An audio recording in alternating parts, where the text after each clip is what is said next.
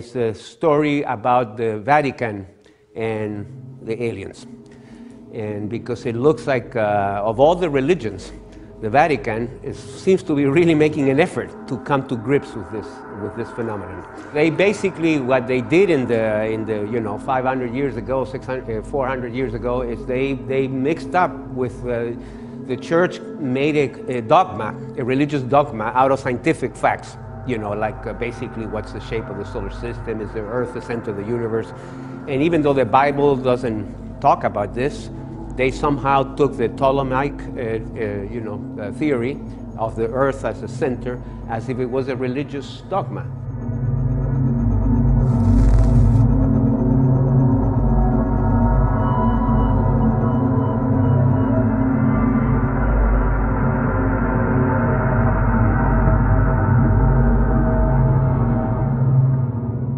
Most people are familiar with Balduchi, who was the great Monsignor. I had the privilege of meeting him twice. Of course, Mauricio knew him well.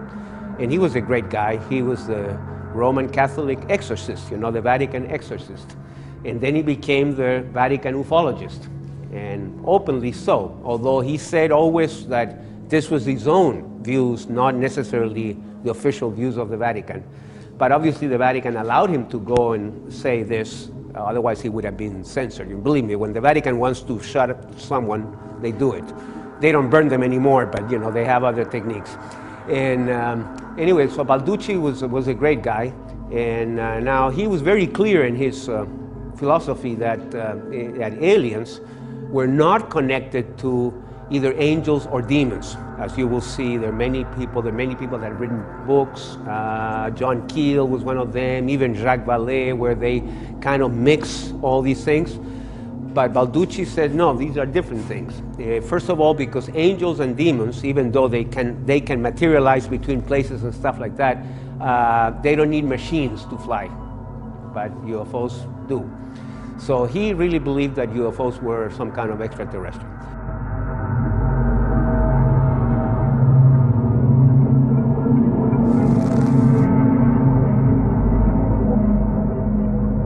Recently, of course, there have been the statements by Father Funes, who is a Vatican astronomer, the head of the Vatican observatory, who is, interesting enough, is a Jesuit from Argentina. And of course, in Argentina, there's been a long history of UFOs. So maybe he's familiar in his youth, I don't know, I haven't met the guy. But we're hoping at some point to meet him, because as most of you know, or probably some of you know, the Vatican, the original observatory of the Vatican is Castel Gandolfo. It's in Rome, but because of light pollution, in cities, when they built it in the 1600s or whatever, well, I'm sure it was great. But now, with all the major the lights of big cities, you cannot really do proper astronomy. So it's mostly like a historical place, and the headquarters of the office. But their main observatory is here in Arizona, and it's near Tucson. So we're hoping to go there. Yeah, Mount Graham, right?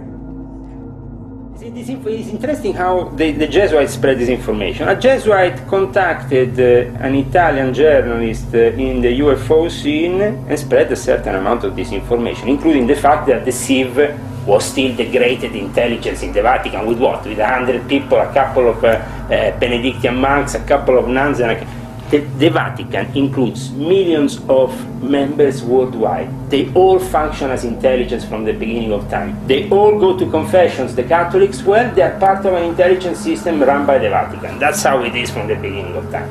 So they definitely don't need only one apparatus that can control.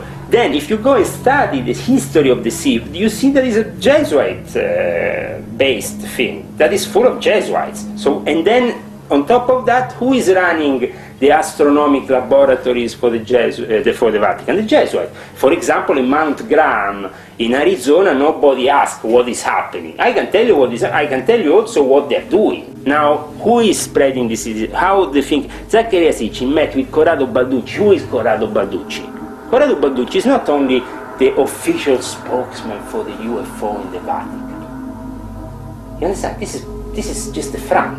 Who is he? He's a demonologist, the biggest exorcist in the Vatican. Right. that should already make you think, okay, there is a connection here between the alien myth and the demonology.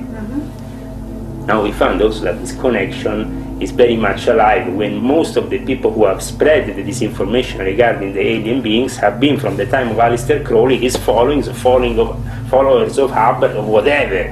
But the people that have been deliberately spreading this information, but to a certain extent, Hubbard knew the truth as well as Crowley, because they said themselves, I mean, it was Crowley who said, you call them gods, then we call them angels, in 50 years we will call them something else. He showed the image of the lamb, which was the first image resembling an alien being.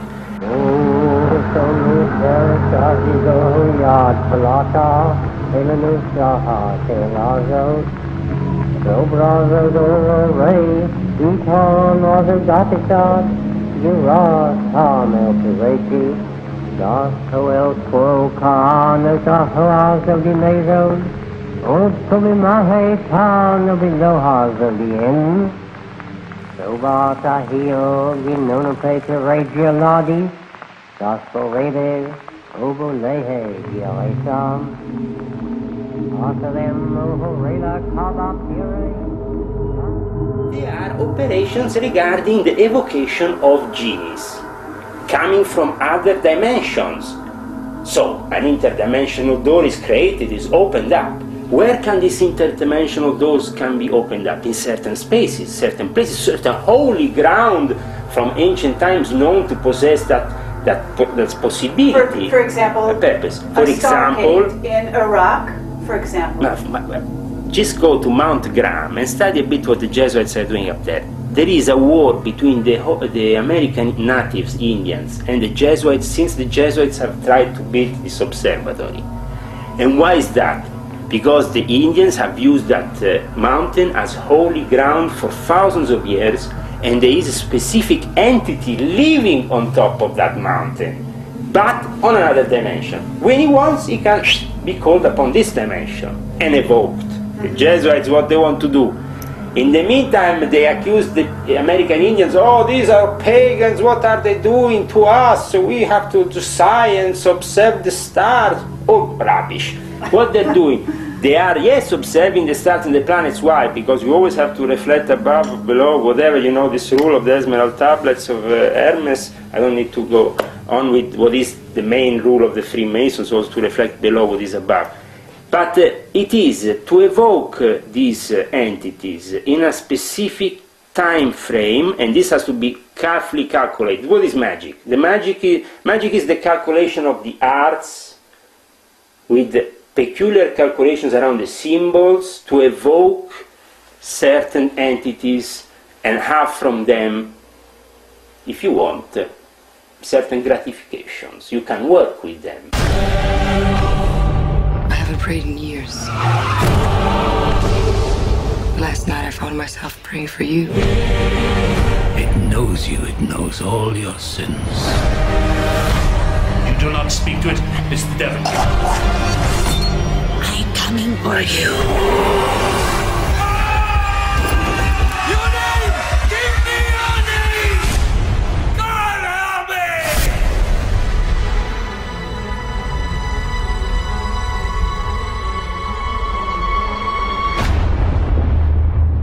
You can only defeat it when you believe in it.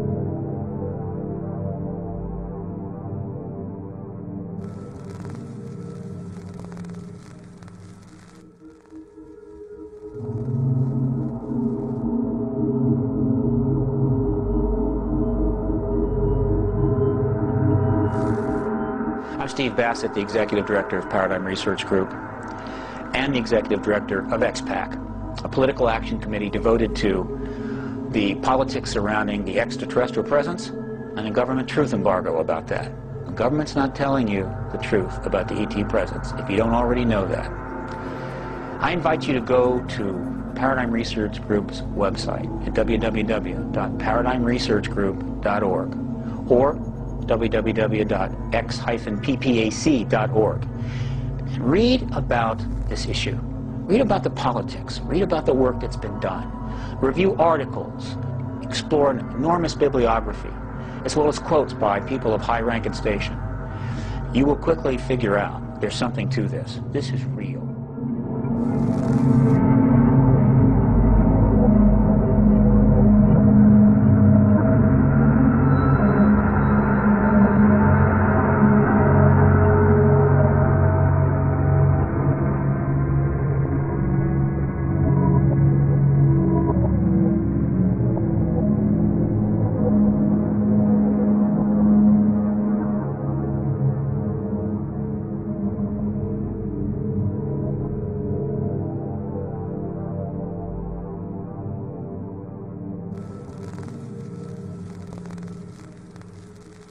The problem is, everyone wants to be first to be second. No one wants to stick their neck out on this. Therefore, we did the Disclosure Project. When I put these briefings together, Lawrence Rockefeller hosted the Clintons at his ranch. And Lawrence was the philosopher of the family. He went to Princeton with McDonald, old man McDonald of McDonnell Douglas Aerospace. But when he was hosting the Clintons at his ranch, and he was going through all these materials that we had put together, Hillary Clinton stood up and said, "Stop. We don't want to hear any more. This is too dangerous." And that was the end of that.